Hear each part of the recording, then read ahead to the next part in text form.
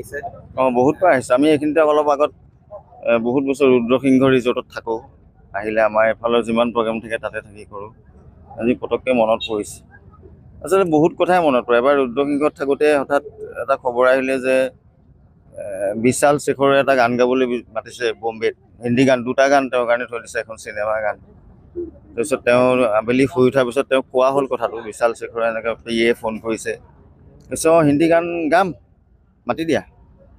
মানে একদম নৰ্মেল, গাম, মাতি দিয়া। কাক মাতিব লাগে? তাহাঁতক মাতি দিয়া ইয়ালৈ। মইতো তাত গান গাবলৈ নাযাওঁ, হিন্দী গান গাবলৈ। যদি গাব লাগে ইয়াতে গাম। শিৱসাগৰত ষ্টুডিঅ' আছে, শিৱসাগৰত গাই দিম। মানে ইমান নৰ্মেল কথাটো। বিশাল শেখৰক মাতি পঠিয়াইছে যে অসম আহি চা, হেৰি অসমত কি আছে তহঁতি চাই যা। মই তাত গান গাবলৈ নাযাওঁ, হিন্দী গান গাবলৈ বম্বেলৈ নাযাওঁ। যদি মই গাব লাগে অসমলৈ আহিব লাগিব। তেনেকৈ কিন্তু বেংগলখন তেওঁ অসমলৈ লৈ আহিলে। বেংগলত যিমান বেংগলী গান তেওঁ পিছত গাইছে চব অসমলৈ আহে। তাতে আমি প্ৰগ্ৰেম কৰিবলৈ গ'লেও গান ডাবিং নকৰে কেতিয়াও। কৈছে মোৰ ঘৰত গাম, ঘৰলৈ আহিবি।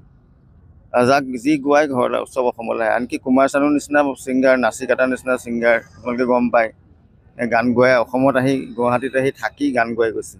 গতিকে বৰ মানে জাতীয়তাবাদী সত্তা আছিল, সেইটো কোনো ধৰিব নোৱাৰিলে কথাটো।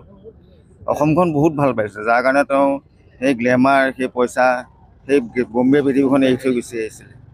গতিকে তেওঁৰ বিষয়ে কি ক'ব আৰু, মোৰ কাৰণেতো ভগৱান আছিলে আমাক। আপুনি ইতিমধ্যে বিভিন্ন সময়ত কৈছে, অভিজ্ঞতাৰ কথা কৈছে, জুবিনদাৰ লগত সুদীৰ্ঘ কাল আপুনি আছে। আপোনাক কোনটো দিশে আটাইতকৈ বেছি আকৰ্ষণ কৰিছিলে জুবিনদাৰ, বা সদায় স্মৰণীয় হৈ থাকিব? সদায় স্মৰণীয় গুণটো হৈছে তেওঁৰ জ্ঞান। একদম গুগল টাইপ আছিলে। আমিতো সেই সময়ত গুগল পোৱা নাছিলোঁ নহয়। আৰু ইমান কিতাপ পঢ়িছিলে, বৰ মানে অধ্যয়ন পিপাসু বুলি কয় যে, সেইটো। কলেজৰ কিতাপ পঢ়িছিলে নাই মই নাজানো, কিন্তু বাহিৰা কিতাপ জাপ জাপ। এনেই থকা সময়ত হাতত কিতাপ এখন থাকেই।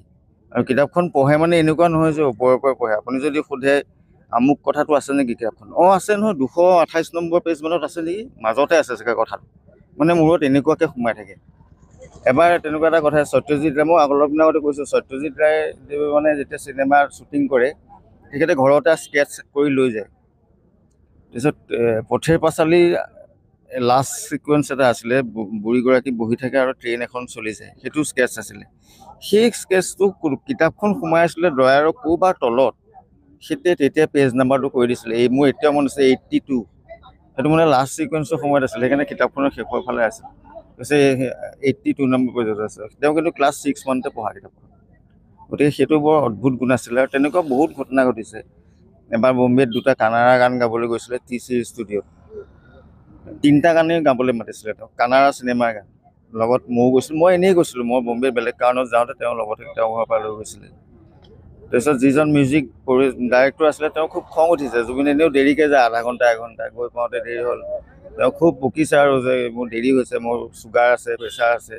জুবিনে সুধিলে আপুনি কেইটাত শুৱে? কৈছে মই 12টাত যাব লাগে। আমি গৈ পাওঁতে 9:30 হ'লেই, মানে আঢ়ৈ ঘণ্টা সময় আছে, 3টা গান গাবলৈ আছে।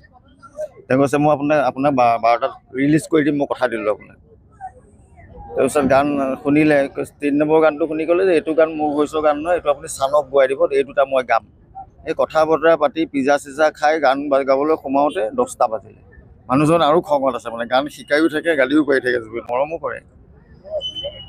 তাৰপিছত আমি বাহিৰলৈ ওলাই আহি হঠাৎ ভিতৰত সোমাই গৈছোঁ, কি হ'ল, গান হৈ গ'ল। মানে 1 ঘণ্টাত 2টা কানাড়া গান, কানাড়া ভাষা শিকি, তেওঁলোকৰ প্ৰনাউন্সিয়েশ্যন কৈ, সুৰ শিকি 2 ঘণ্টাত গান গায়। তেতিয়া মিউজিক ডাইৰেক্টৰজনে ধেমালিকে কৈছিলে যে তই মোতকৈ যদি ডাঙৰ হ'লিহেঁতেন, মই তোৰ ভৰি ধোৱা পানী অলপ লৈ গ'লোহেঁতেন ঘৰলৈ, কিন্তু তই মোতকৈ বহুত সৰু। তেখেত বয়সস্থ আছিল। গতিকে সেই তেনেকুৱা এজন মানুহ আছিল। এনেধৰণৰ বহু স্মৃতিয়ে আচলতে ধূলা দি সদায় থাকিব, সকলোৰে মনত থাকিব। কিন্তু অনাকাংক্ষিত ঘটনাটো হৈ সেইদিনা ঘটি গ'ল, যিটো কোনেও নিবিচাৰিছিলে।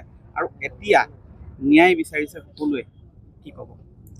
ন্যায়টো দিবই লাগিব, ন্যায় দিবই লাগিব। আৰু একো নহ'লে ৰাইজ আছে, ৰাইজ নহ'লে ভগৱান আছে।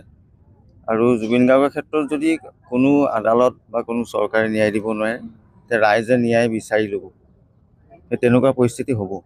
এতিয়া যিটো গতিত বাকীবোৰ বাদ দিয়ক, তদন্ত বাদ দিয়ক। তদন্ত যদি একো কৰিব নোৱাৰে, মই আপোনাক ক'লোঁ, ৰাইজে বিচাৰি ল'ব, তদন্ত ৰাইজে নিজে কৰিব।